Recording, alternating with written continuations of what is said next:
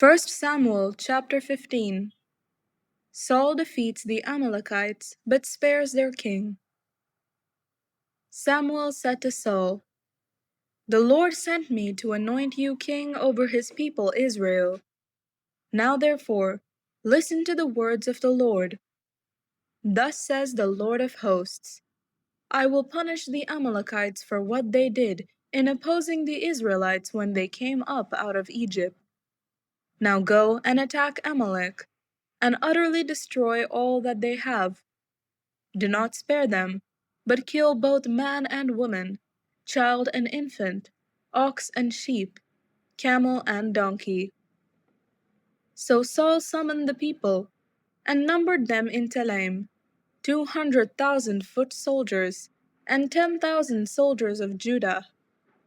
Saul came to the city of the Amalekites and lay in wait in the valley.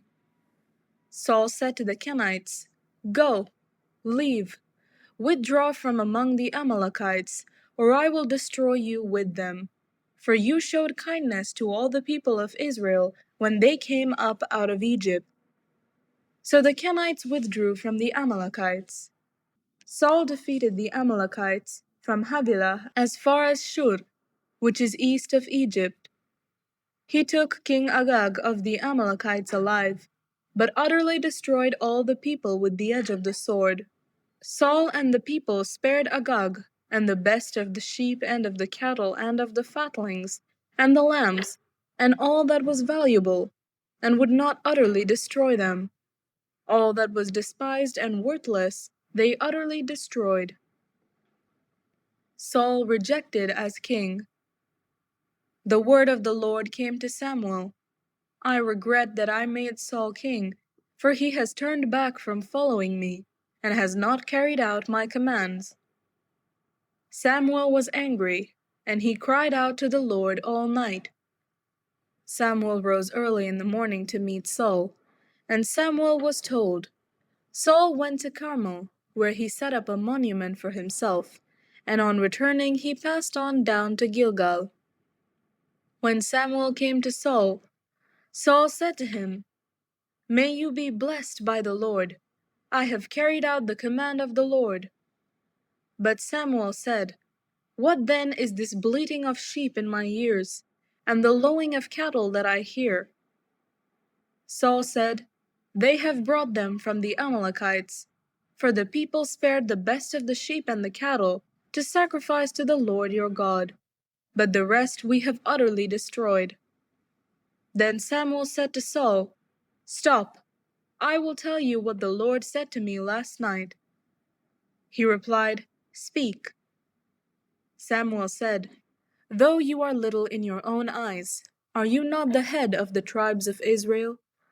The Lord anointed you king over Israel. And the Lord sent you on a mission and said, 'Go, utterly destroy the sinners, the Amalekites, and fight against them until they are consumed.' Why then did you not obey the voice of the Lord? Why did you swoop down on the spoil and do what was evil in the sight of the Lord?" Saul said to Samuel, "I have obeyed the voice of the Lord. I have gone on the mission on which the Lord sent me. I have brought Agag the king of Amalek, and I have utterly destroyed the Amalekites.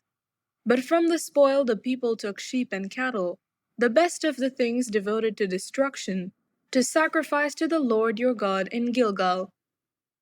And Samuel said, "Has the Lord as great delight in burnt offerings and sacrifices as in obedience to the voice of the Lord?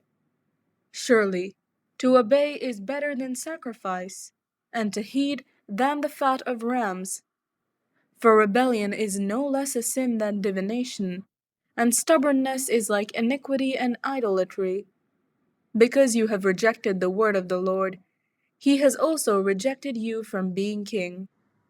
Saul said to Samuel, "I have sinned, for I have transgressed the commandment of the Lord and your words, because I feared the people and obeyed their voice. Now therefore, I pray, pardon my sin, and return with me, so that I may worship the Lord." Samuel said to Saul, "I will not return with you, For you have rejected the word of the Lord, and the Lord has rejected you from being king over Israel."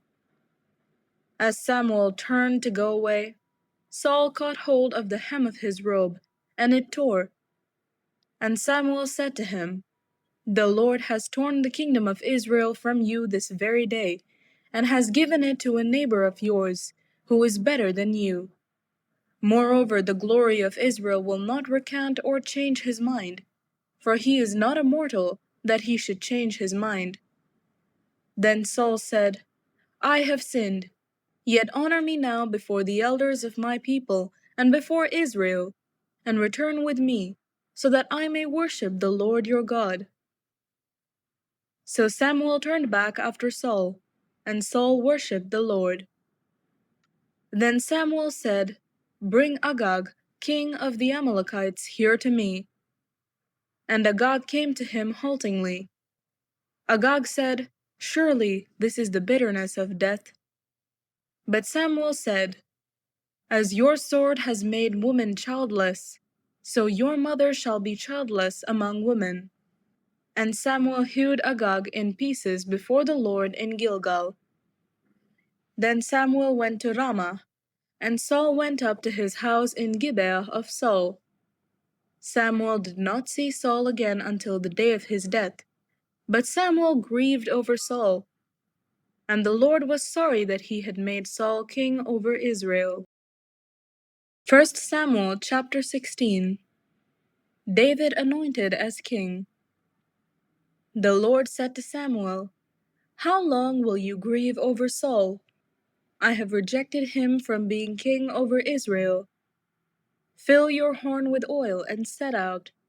I will send you to Jesse the Bethlehemite, for I have provided for myself a king among his sons." Samuel said, "How can I go? If Saul hears of it, he will kill me." And the Lord said, "Take a heifer with you, and say, 'I have come to sacrifice to the Lord.'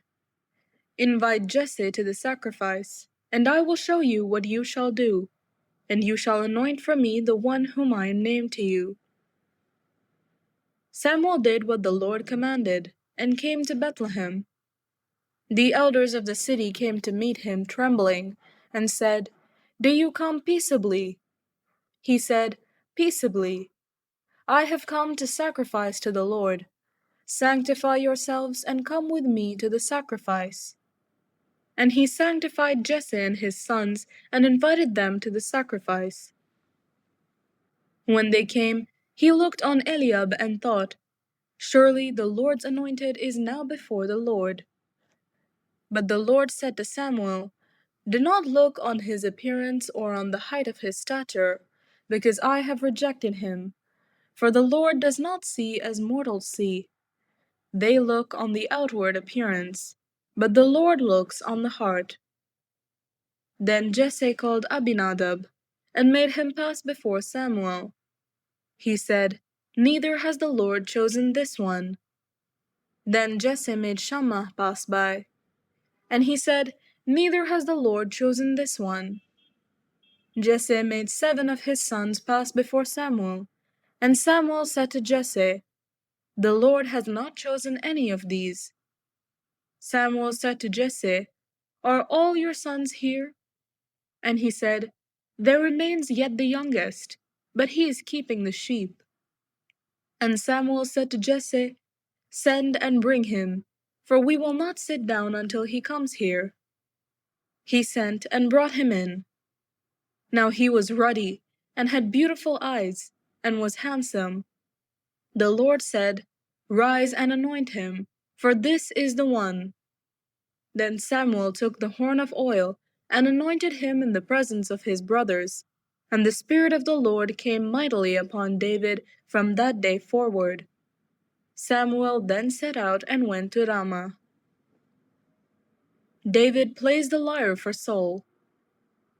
Now the Spirit of the Lord departed from Saul, and an evil spirit from the Lord tormented him. And Saul's servant said to him, "See now, an evil spirit from God is tormenting you. Let our Lord now command the servants who attend you to look for someone who is skillful in playing the lyre, and when the evil spirit from God is upon you, he will play it, and you will feel better." So Saul said to his servants, "Provide for me someone who can play well, and bring him to me." One of the young men answered, "I have seen a son of Jesse the Bethlehemite, who is skillful in playing, a man of valor, a warrior, prudent in speech, and a man of good presence, and the Lord is with him." So Saul sent messengers to Jesse, and said, "Send me your son David, who is with the sheep." Jesse took a donkey loaded with bread, a skin of wine, and a kid, and sent them by his son David to Saul. And David came to Saul, and entered his service. Saul loved him greatly, and he became his armor-bearer. Saul sent to Jesse, saying, "Let David remain in my service, for he has found favor in my sight." And whenever the evil spirit from God came upon Saul, David took the lyre and played it with his hand, and Saul would be relieved and feel better, and the evil spirit would depart from him. 1 Samuel chapter 17. David and Goliath.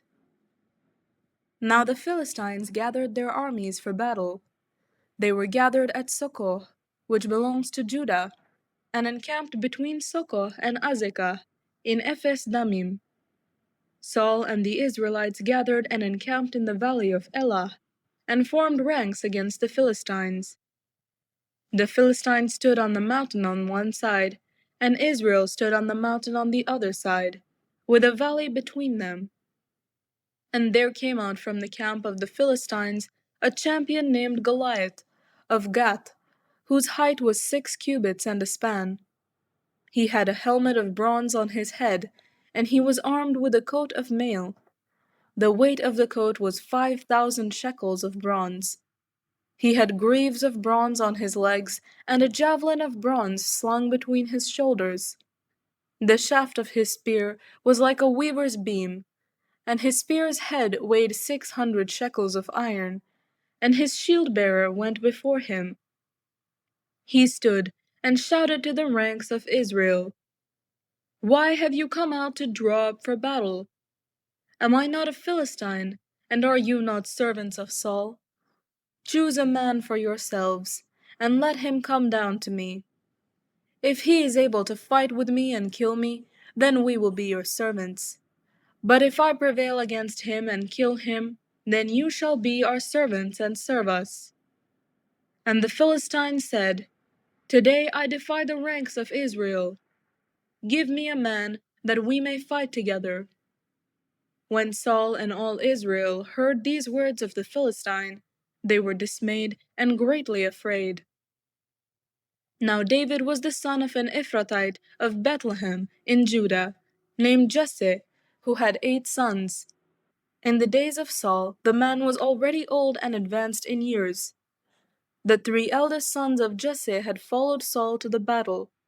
The names of his 3 sons who went to the battle were Eliab the firstborn, and next to him Abinadab, and the third Shammah.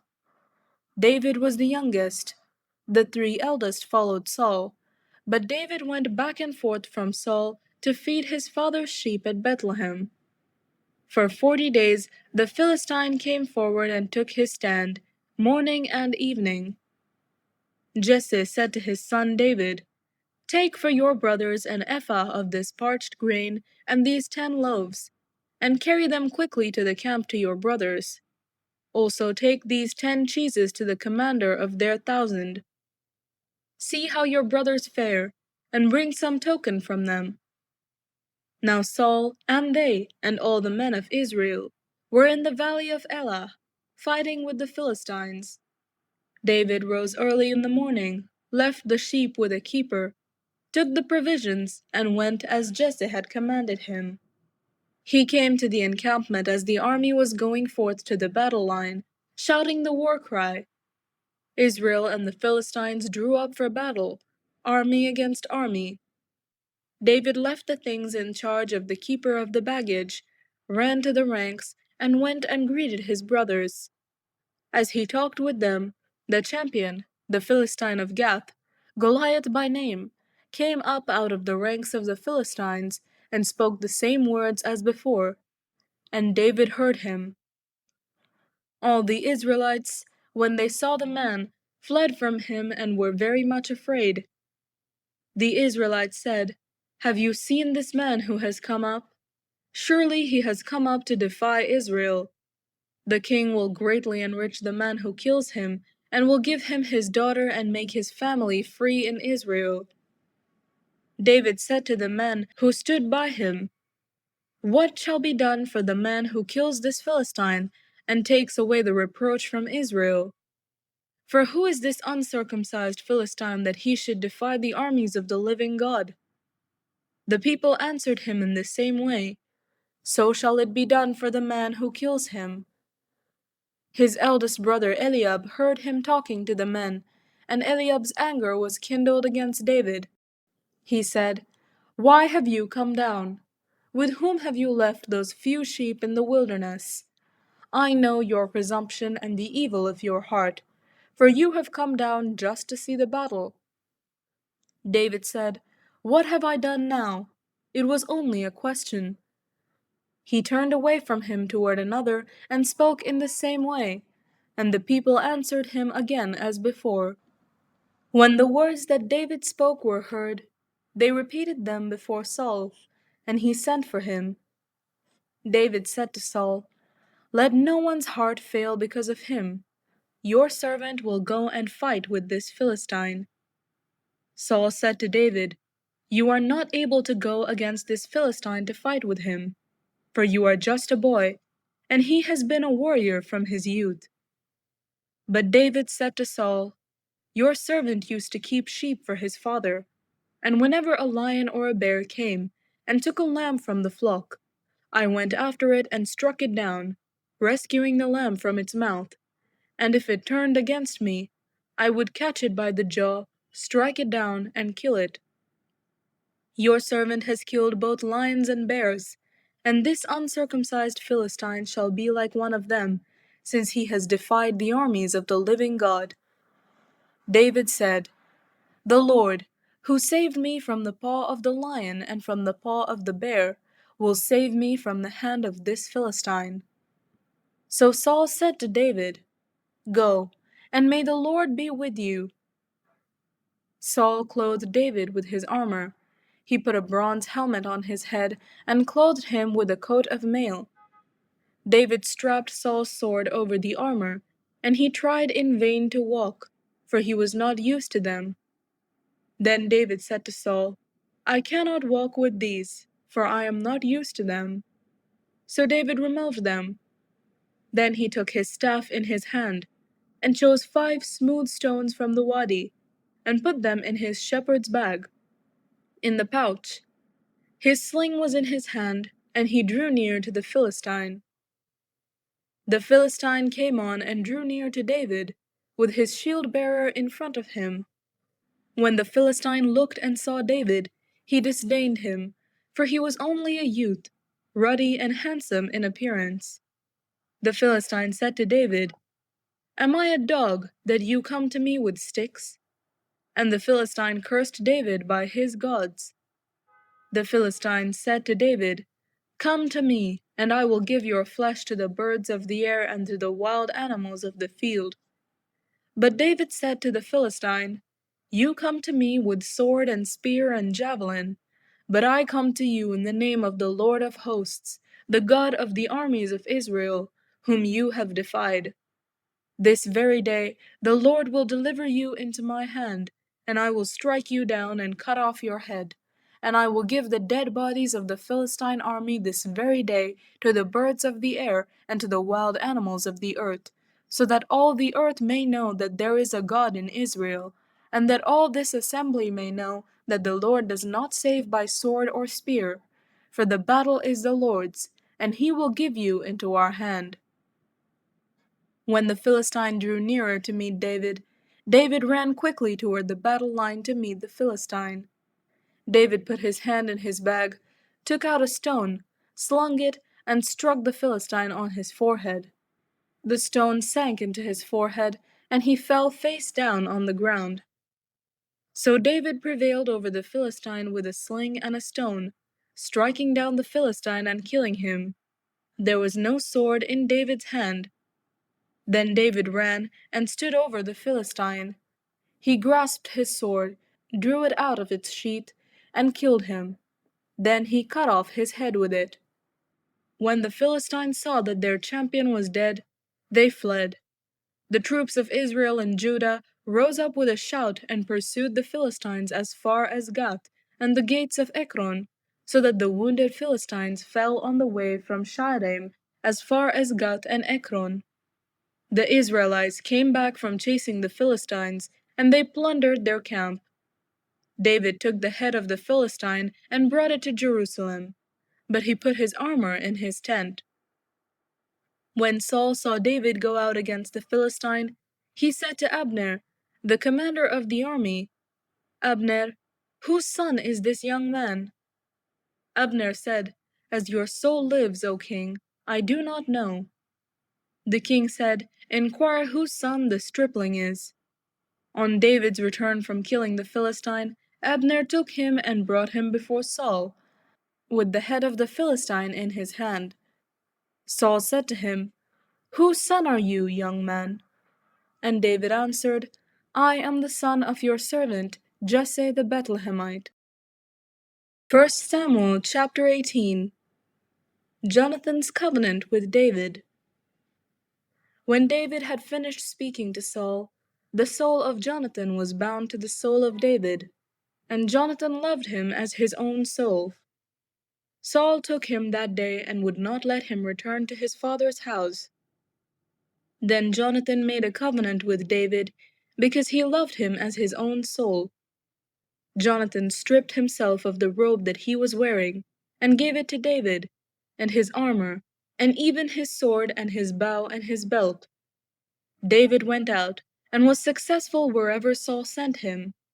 As a result, Saul set him over the army, and all the people, even the servants of Saul, approved.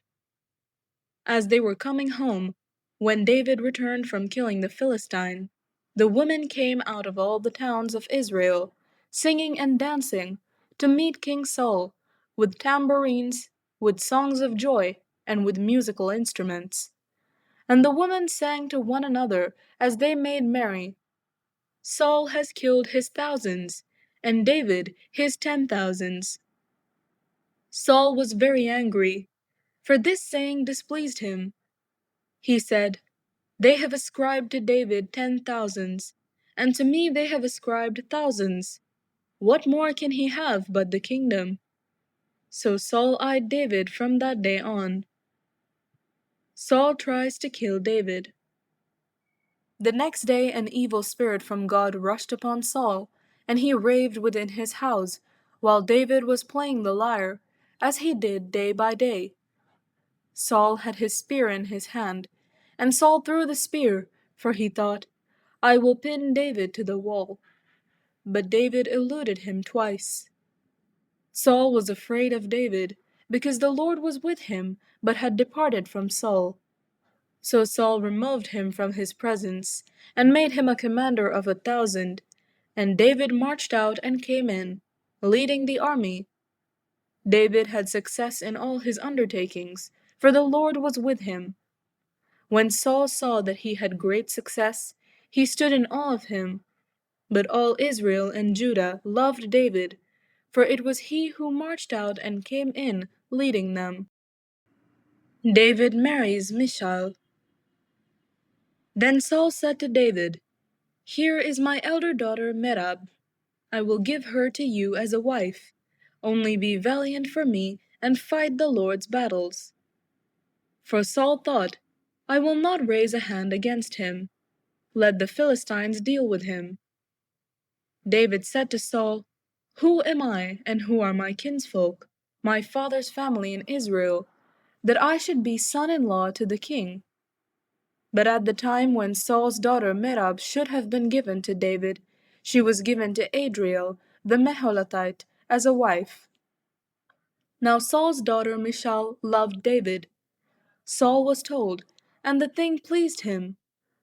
Saul thought, "Let me give her to him, that she may be a snare for him, and that the hand of the Philistines may be against him." Therefore Saul said to David a second time, "You shall now be my son-in-law." Saul commanded his servants, "Speak to David in private and say, 'See, the king is delighted with you, and all his servants love you. Now then, become the king's son-in-law.'" So Saul's servants reported these words to David in private. And David said, "Does it seem to you a little thing to become the king's son-in-law, seeing that I am a poor man and of no repute?" The servants of Saul told him, "This is what David said." Then Saul said, "Thus shall you say to David, 'The king desires no marriage present except 100 foreskins of the Philistines, that he may be avenged on the king's enemies.'" Now Saul planned to make David fall by the hand of the Philistines.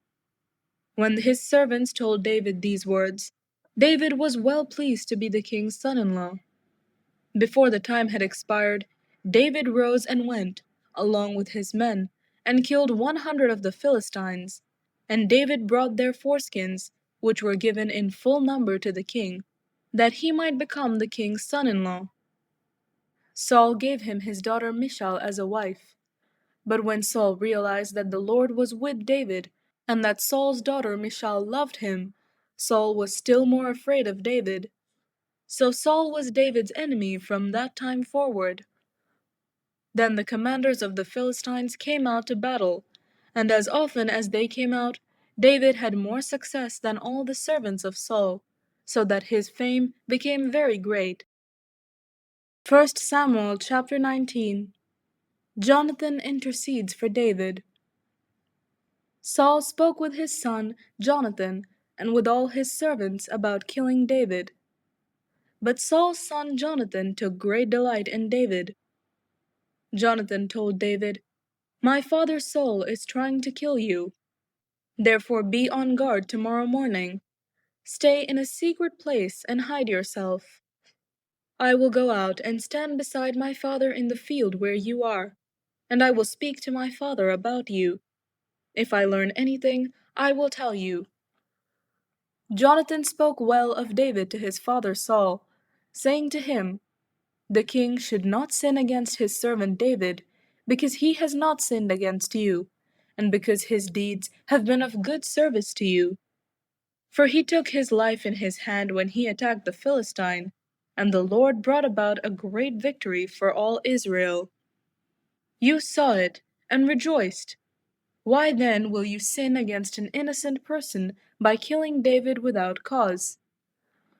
Saul heeded the voice of Jonathan. Saul swore, "As the Lord lives, he shall not be put to death." So Jonathan called David and related all these things to him. Jonathan then brought David to Saul, and he was in his presence as before. Michal helps David escape from Saul. Again there was a war, and David went out to fight the Philistines. He launched a heavy attack on them, so that they fled before him. Then an evil spirit from the Lord came upon Saul, as he sat in his house with his spear in his hand, while David was playing music. Saul sought to pin David to the wall with the spear, but he eluded Saul, so that he struck the spear into the wall.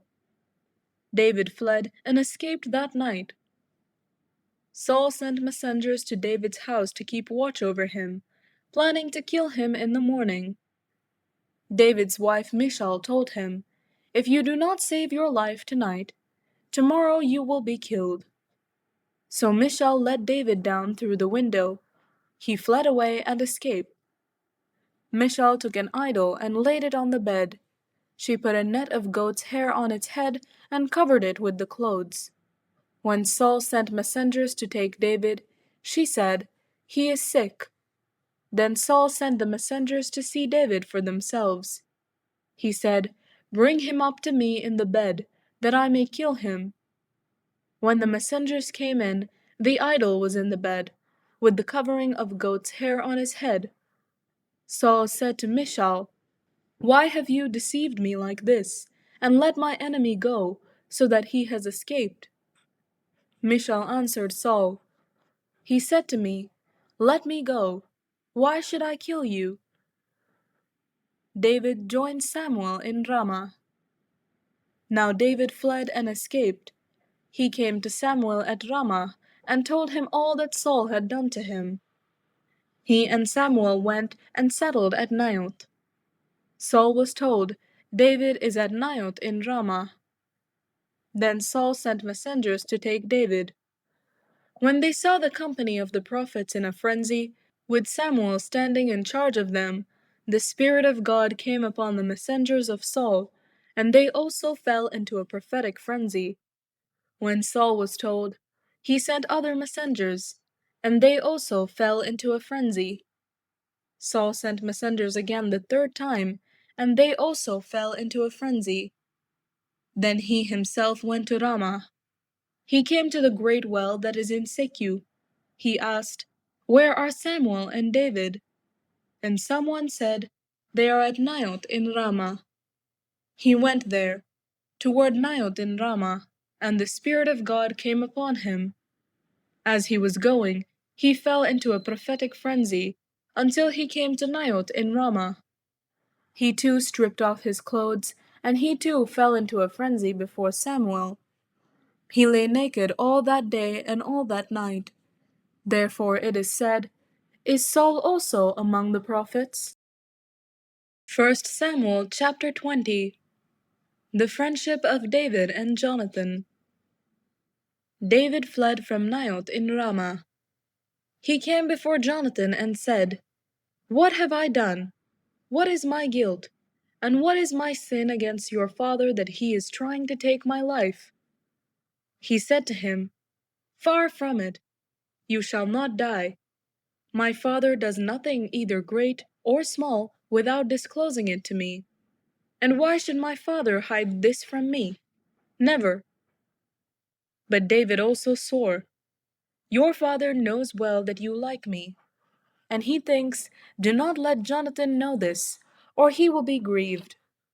But truly, as the Lord lives, and as you yourself live, there is but a step between me and death." Then Jonathan said to David, "Whatever you say, I will do for you." David said to Jonathan, "Tomorrow is the new moon, and I should not fail to sit with the king at the meal. But let me go, so that I may hide in the field until the third evening. If your father misses me at all, then say, 'David earnestly asked leave of me to run to Bethlehem his city, for there is a yearly sacrifice there for all the family.' If he says, 'Good,' it will be well with your servant. But if he is angry, then know that evil has been determined by him. Therefore deal kindly with your servant, for you have brought your servant into a sacred covenant with you. But if there is guilt in me, kill me yourself. Why should you bring me to your father?" Jonathan said, "Far be it from you. If I knew that it was decided by my father that evil should come upon you, would I not tell you?" Then David said to Jonathan, "Who will tell me if your father answers you harshly?" Jonathan replied to David, "Come, let us go out into the field." So they both went out into the field.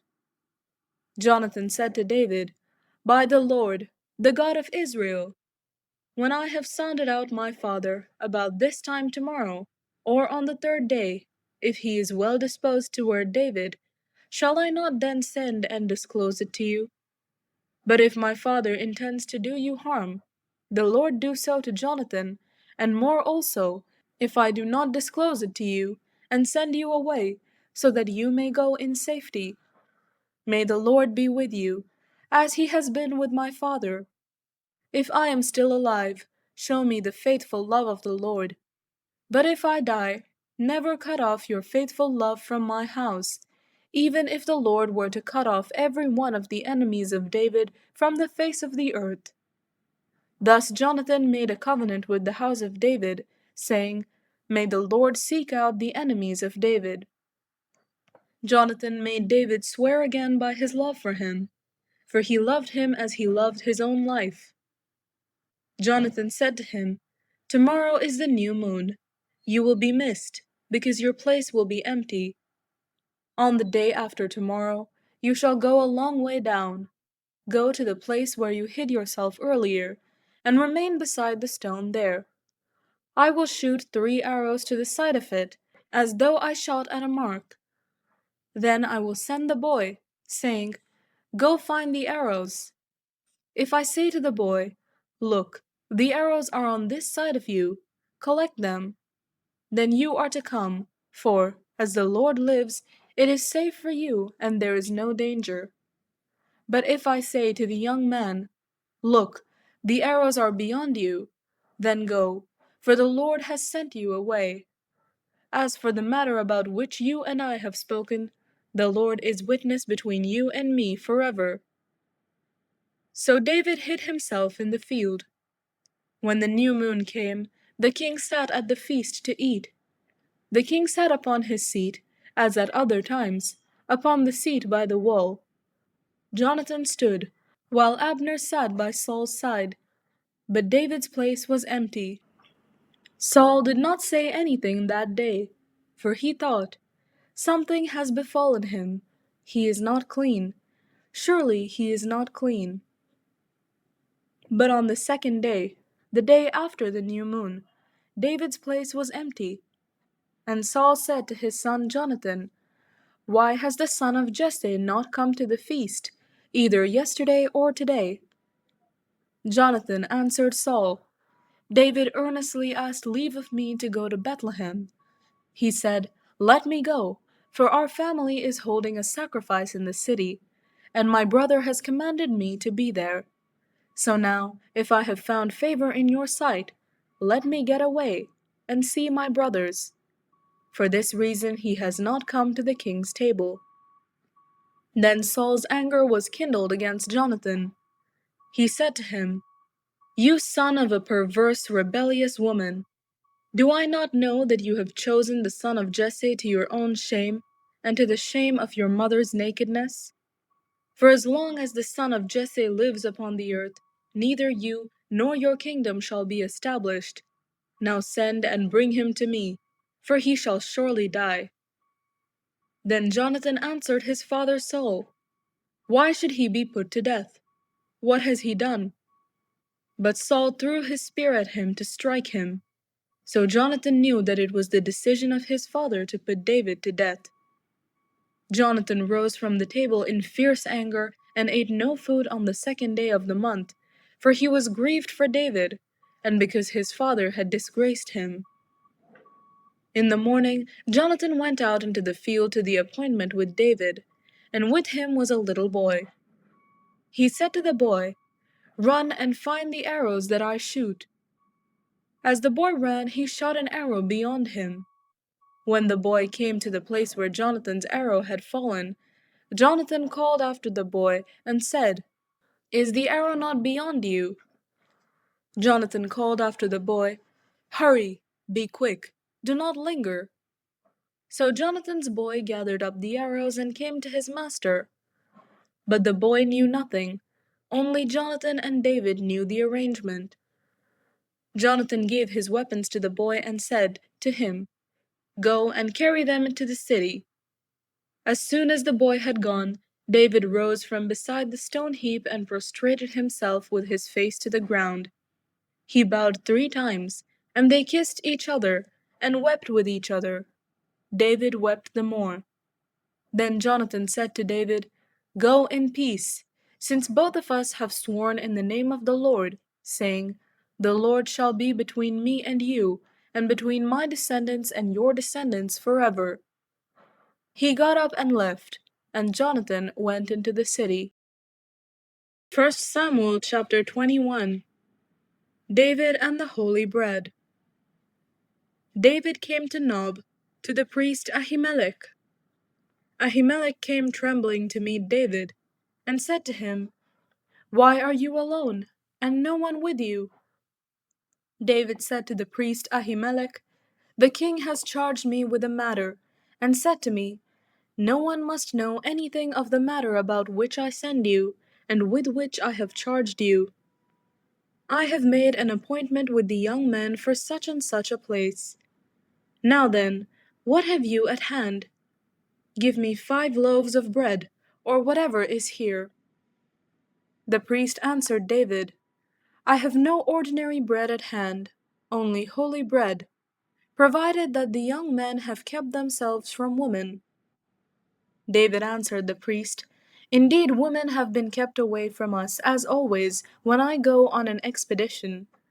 The vessels of the young men are holy, even when it is a common journey.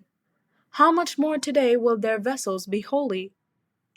So the priest gave him the holy bread, for there was no bread there except the bread of the presence, which is removed from before the Lord, to be replaced by hot bread on the day it is taken away. Now a certain man of the servants of Saul was there that day, detained before the Lord. His name was Doeg the Edomite, the chief of Saul's shepherds. David said to Ahimelech, "Is there no spear or sword here with you?" "I did not bring my sword or my weapons with me, because the king's business required haste." The priest said, "The sword of Goliath the Philistine, whom you killed in the valley of Elah, is here wrapped in a cloth behind the ephod. If you will take that, take it, for there is none here except that one." David said, "There is none like it. Give it to me." David flees to Gath. David rose and fled that day from Saul. He went to King Achish of Gath. The servants of Achish said to him, "Is this not David, the king of the land? Did they not sing to one another of him in dances? Saul has killed his thousands, and David his 10,000s." David took these words to heart and was very much afraid of King Achish of Gath. So he changed his behavior before them. He pretended to be mad when in their presence. He scratched marks on the doors of the gate, and let his spittle run down his beard. Achish said to his servants, "Look, you see the man is mad. Why then have you brought him to me?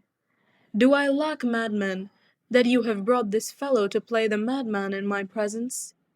Shall this fellow come into my house?" 1 Samuel chapter 22. David and his followers at Adullam. David left there and escaped to the cave of Adullam.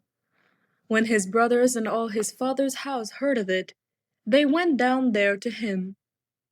Everyone who was in distress, and everyone who was in debt, and everyone who was discontented gathered to him, and he became captain over them. Those who were with him numbered about 400. David went from there to Mizpeh of Moab. He said to the king of Moab, "Please let my father and mother come to you, until I know what God will do for me." He left them with the king of Moab, and they stayed with him all the time that David was in the stronghold. Then the prophet Gad said to David, "Do not remain in the stronghold. Leave, and go into the land of Judah." So David left, and went into the forest of Hereth. Saul slaughters the priests at Nob. Saul heard that David and those who were with him had been located. Saul was sitting at Gibeah, under the tamarisk tree, on the height, with his spear in his hand, and all his servants were standing around him. Saul said to his servants who stood around him, "Hear now, you Benjaminites. Will the son of Jesse give every one of you fields and vineyards? Will he make you all commanders of thousands and commanders of hundreds? Is that why all of you have conspired against me? No one discloses to me when my son makes a league with the son of Jesse. None of you is sorry for me, or discloses to me that my son has stirred up my servant against me, to lie in wait, as he is doing today." Doeg the Edomite, who was in charge of Saul's servants, answered, "I saw the son of Jesse coming to Nob, to Ahimelech son of Ahitub. He inquired of the Lord for him, gave him provisions, and gave him the sword of Goliath the Philistine. The king sent for the priest Ahimelech son of Ahitub, and for all his father's house, the priests who were at Nob, and all of them came to the king. Saul said, "Listen now, son of Ahitub." He answered, "Here I am, my lord." Saul said to him, "Why have you conspired against me, you and the son of Jesse, by giving him bread and a sword, and by inquiring of God for him, so that he has risen against me, to lie in wait, as he is doing today?" Then Ahimelech answered the king, "Who among all your servants is so faithful as David? He is the king's son-in-law, and is quick to do your bidding, and is honored in your house. Is today the first time that I have inquired of God for him? By no means. Do not let the king impute anything to his servant or to any member of my father's house, for your servant has known nothing of all this, much or little." The king said, "You shall surely die, Ahimelech, you and all your father's house."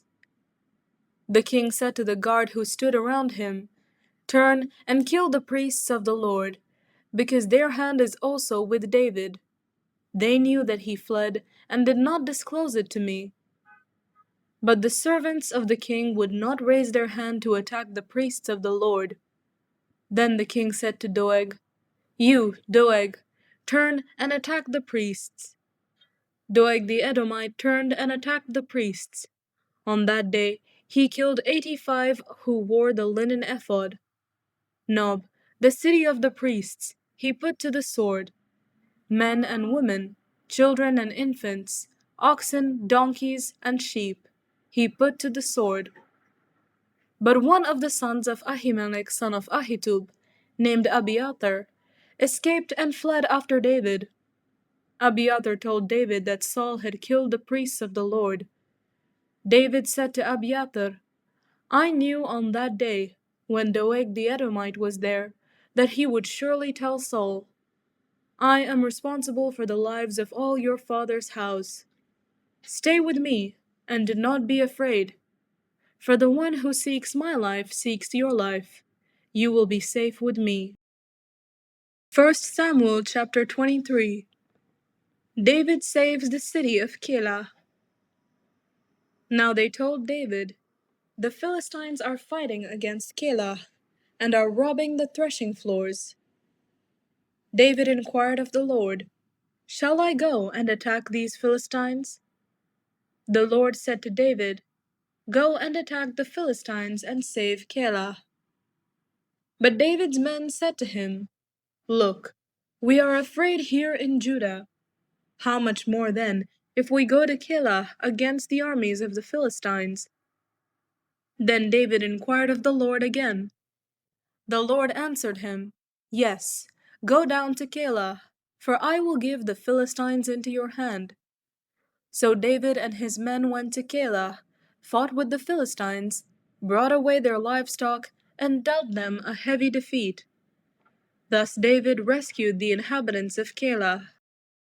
When Abiathar son of Ahimelech fled to David at Keilah, he came down with an ephod in his hand. Now it was told Saul that David had come to Keilah.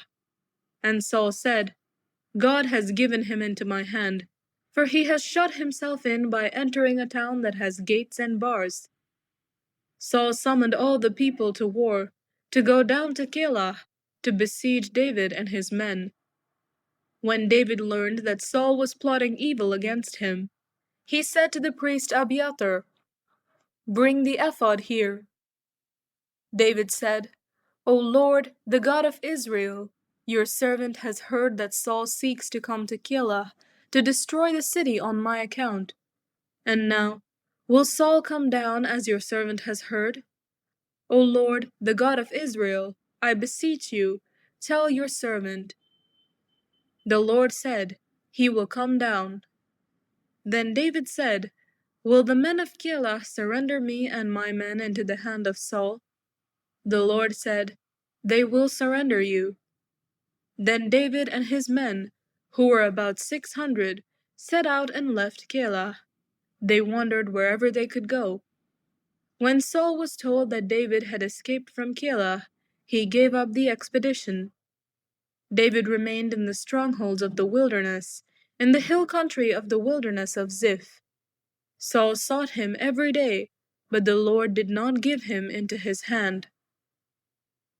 David eludes Saul in the wilderness. David was in the wilderness of Ziph at Horesh when he learned that Saul had come out to seek his life. Saul's son Jonathan set out and came to David at Horesh. There he strengthened his hand through the Lord. He said to him, "Do not be afraid, for the hand of my father Saul shall not find you. You shall be king over Israel, and I shall be second to you. My father Saul also knows that this is so." Then the two of them made a covenant before the Lord. David remained at Horesh, and Jonathan went home. Then some Ziphites went up to Saul at Gibeah and said, "David is hiding among us in the strongholds of Horesh, on the hill of Hakilah, which is south of Jeshimon. Now, O king, whenever you wish to come down, do so, and our part will be to surrender him into the king's hand." Saul said, "May you be blessed by the Lord for showing me compassion. Go and make sure once more. Find out exactly where he is, and who has seen him there, for I am told that he is very cunning. Look around and learn all the hiding places where he lurks, and come back to me with sure information. Then I will go with you. And if he is in the land, I will search him out among all the thousands of Judah." So they set out and went to Ziph ahead of Saul. David and his men were in the wilderness of Maon, in the Arabah to the south of Jeshimon. Saul and his men went to search for him. When David was told, he went down to the rock and stayed in the wilderness of Maon. When Saul heard that, he pursued David into the wilderness of Maon. Saul went on one side of the mountain, and David and his men on the other side of the mountain. David was hurrying to get away from Saul, while Saul and his men were closing in on David and his men to capture them. Then a messenger came to Saul, saying, "Hurry and come, for the Philistines have made a raid on the land." So Saul stopped pursuing David, and went against the Philistines. Therefore that place was called the Rock of Escape. David then went up from there, and lived in the strongholds of En-gedi. Psalm 127. God's Blessings in the Home. A Song of Ascents, of Solomon. Unless the Lord builds the house, those who build it labor in vain. Unless the Lord guards the city, the guard keeps watch in vain. It is in vain that you rise up early and go late to rest, eating the bread of anxious toil, for he gives sleep to his beloved. Sons are indeed a heritage from the Lord, the fruit of the womb a reward. Like arrows in the hand of a warrior are the sons of one's youth. Happy is the man who has his quiver full of them. He shall not be put to shame when he speaks with his enemies in the gate. Psalm 128. The Happy Home of the Faithful. A Song of Ascents. Happy is everyone who fears the Lord, who walks in his ways. You shall eat the fruit of the labor of your hands. You shall be happy, and it shall go well with you. Your wife will be like a fruitful vine within your house. Your children will be like olive shoots around your table. Thus shall the man be blessed who fears the Lord. The Lord bless you from Zion. May you see the prosperity of Jerusalem all the days of your life. May you see your children's children. Peace be upon Israel. Psalm 129. Prayer for the downfall of Israel's enemies. A Song of Ascents. Often have they attacked me from my youth. Let Israel now say, often have they attacked me from my youth. yet they have not prevailed against me. The plowers plowed on my back, they made their furrows long. The Lord is righteous, he has cut the cords of the wicked. May all who hate Zion be put to shame and turned backward. Let them be like the grass on the housetops that withers before it grows up, with which reapers do not fill their hands, or binders of sheaves their arms. While those who pass by do not say, "The blessing of the Lord be upon you. We bless you in the name of the Lord." Psalm 130. Waiting for Divine Redemption. A Song of Ascents. Out of the depths I cry to you, O Lord. Lord, hear my voice. Let your ears be attentive to the voice of my supplications. If you, O Lord, should mark iniquities, Lord, who could stand? But there is forgiveness with you, so that you may be revered. I wait for the Lord. My soul waits, and in his word I hope. My soul waits for the Lord, more than those who watch for the morning, more than those who watch for the morning. O Israel, hope in the Lord. For with the Lord there is steadfast love, and with him is great power to redeem. It is he who will redeem Israel from all its iniquities. John chapter 17. Jesus prays for his disciples. After Jesus had spoken these words, he looked up to heaven and said, Father, the hour has come. Glorify your Son, so that the Son may glorify you, since you have given him authority over all people, to give eternal life to all whom you have given him. And this is eternal life, that they may know you, the only true God, and Jesus Christ whom you have sent. I glorified you on earth by finishing the work that you gave me to do. So now, Father, glorify me in your own presence with the glory that I had in your presence before the world existed. I have made your name known to those whom you gave me from the world. They were yours, and you gave them to me, and they have kept your word.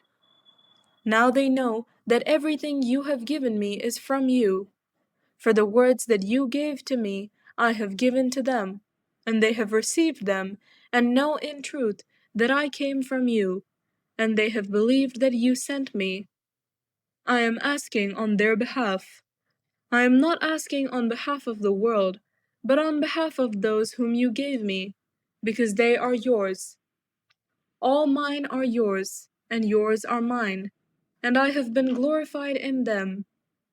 And now I am no longer in the world, but they are in the world, and I am coming to you. Holy Father, protect them in your name that you have given me, so that they may be one, as we are one. While I was with them, I protected them in your name that you have given me. I guarded them, and not one of them was lost, except the one destined to be lost, so that the scripture might be fulfilled. But now I am coming to you, and I speak these things in the world so that they may have my joy made complete in them. I have given them your word, and the world has hated them because they do not belong to the world, just as I do not belong to the world. I am not asking you to take them out of the world, but I ask you to protect them from the evil one. They do not belong to the world, just as I do not belong to the world. Sanctify them in your truth. Your word is truth. As you have sent me into the world, so I have sent them into the world. And for their sakes I sanctify myself, so that they also may be sanctified in truth. I ask not only on behalf of these, but also on behalf of those who will believe in me through their word, that they all may be one. As you, Father, are in me, and I am in you, may they also be in us, so that the world may believe that you have sent me. The glory that you have given me, I have given them, so that they may be one, as we are one, I in them and you in me, that they may become completely one, so that the world may know that you have sent me, and have loved them even as you have loved me. Father, I desire that those also, whom you have given me, may be with me where I am, to see my glory, which you have given me because you loved me before the foundation of the world. Righteous Father, the world does not know you, but I know you, and these know that you have sent me. I made your name known to them, and I will make it known, so that the love with which you have loved me may be in them, and I in them. John chapter 18. The betrayal and arrest of Jesus. After Jesus had spoken these words, he went out with his disciples across the Kidron Valley to a place where there was a garden, which he and his disciples entered. Now Judas, who betrayed him, also knew the place, because Jesus often met there with his disciples.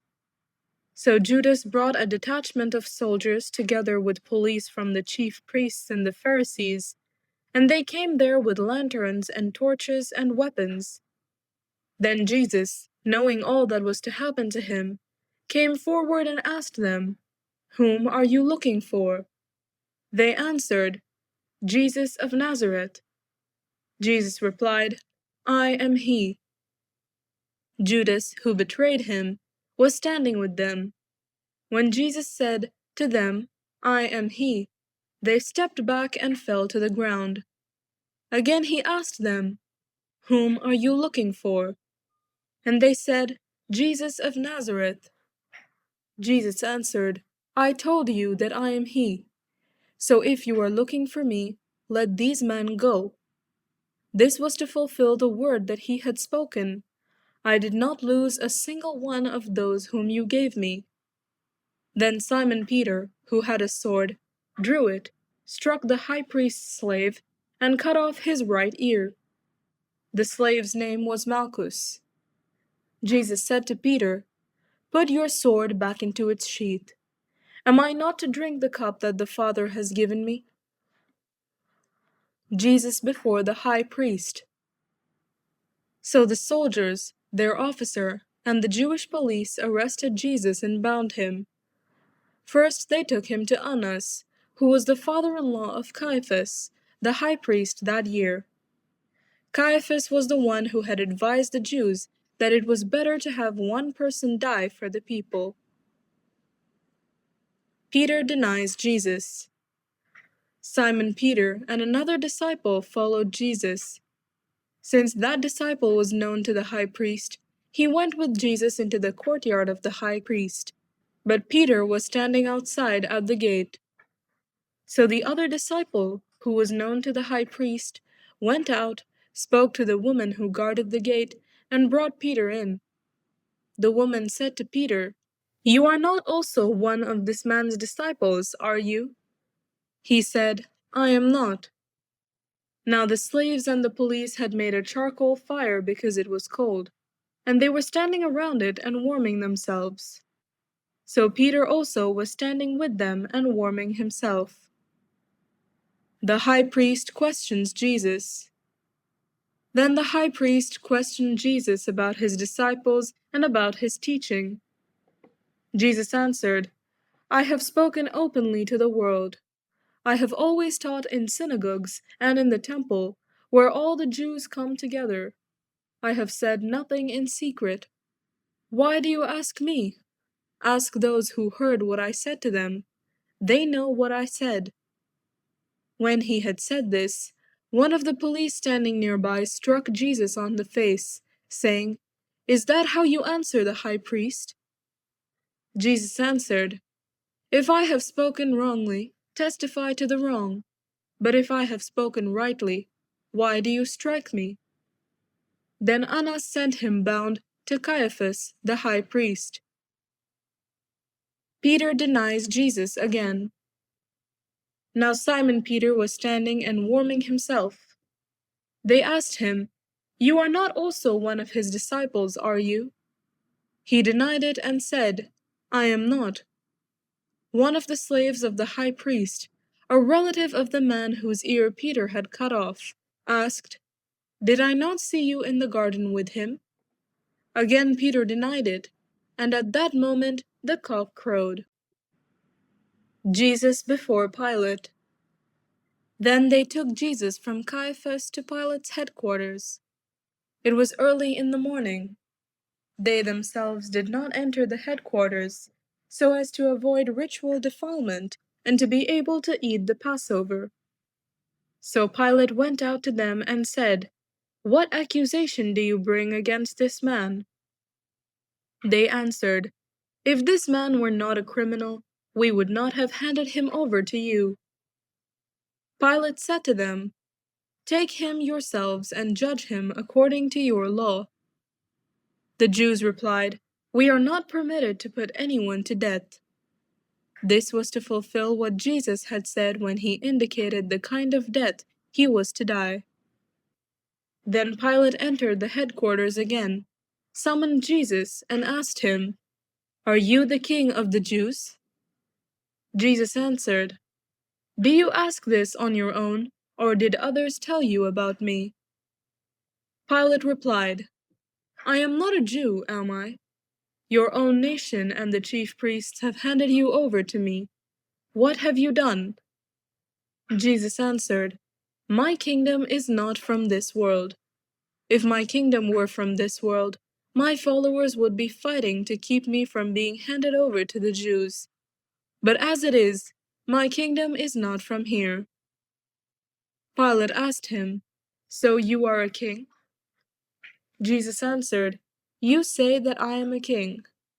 For this I was born, and for this I came into the world, to testify to the truth. Everyone who belongs to the truth listens to my voice. Pilate asked him, What is truth? Jesus is sentenced to death. After he had said this, he went out to the Jews again and told them, I find no case against him, but you have a custom that I release someone for you at the Passover. Do you want me to release for you the King of the Jews? They shouted in reply, Not this man, but Barabbas. Now Barabbas was a bandit.